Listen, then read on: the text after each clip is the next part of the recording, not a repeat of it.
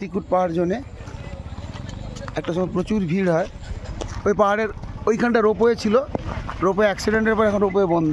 Ropeway থেকে পড়ে গিয়ে মারা গেছিলো বহু মানুষজন, এখন বন্ধ।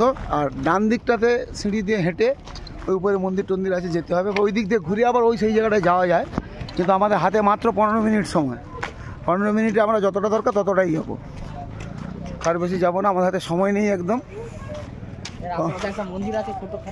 অনেকগুলো মন্দির আছে, উপরে 7খানা মন্দির আছে। সেই 7খানা মন্দির দেখতে 3 ঘন্টা সময় দিতে হবে। কাছাপিঠে একটু উপরে উঠবো, একটু উপরে উঠবো আমরা একটু উপরে উঠবো, একবারে উঠবো নিচে তা না, দেখাচ্ছি দৃশ্য।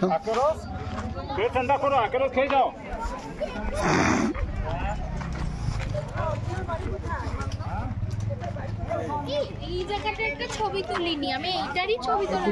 এদিকে বাজার টলের দিকে গেলে মন্দির গেলে এদিকে।